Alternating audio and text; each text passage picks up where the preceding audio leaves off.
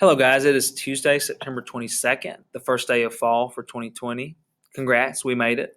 So let's go ahead and get started on today's work. First, your journal, number 23. Here's what you'll write about.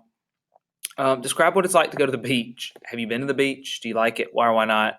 So if you've had that experience, tell a little bit about it because we're going to read a poem that deals with the beach today. And if you haven't been, maybe you could just talk about the beach experiences you've seen in television or movies, etc.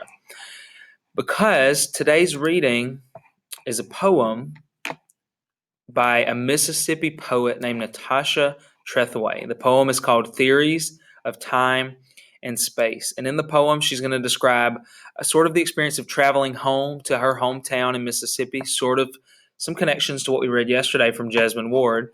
Let me tell you a little bit more about Mrs. Trethewey and her poem. This is Trethewey.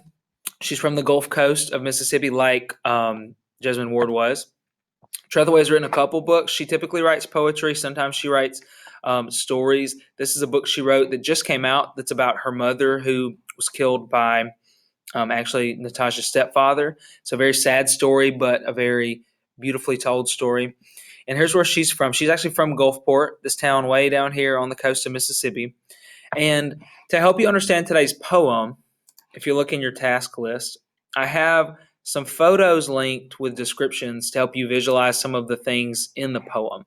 So here are some of those things. The poet's going to talk about Mississippi Highway 49. Well, this is it right here. It travels down Mississippi on that red line. It's the highway she uses to get to Gulfport, which is where the highway ends. You have to go right or left, otherwise you'd run into the water. And Gulfport was represented in yesterday's reading. She's going to talk about mangrove swamps, which looked like this. The whole Mississippi coast, which is now a beach, actually used to look like this, a mangrove swamp. But a long time ago, they cut down the trees and poured in sand. So the beaches were not naturally this way, they're actually man made. And lastly, she's going to talk about shrimp boats a little bit and this fort called Ship Island that you can travel to as a tourist.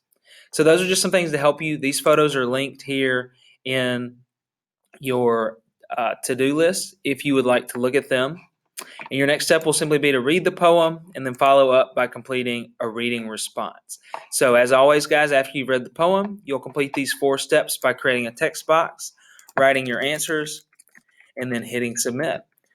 I hope you enjoyed the poem. I love this poem. It's one of my favorites. I actually give it to friends as gifts very often, so I can't wait to see what you think. Good luck. Email me if you have any questions.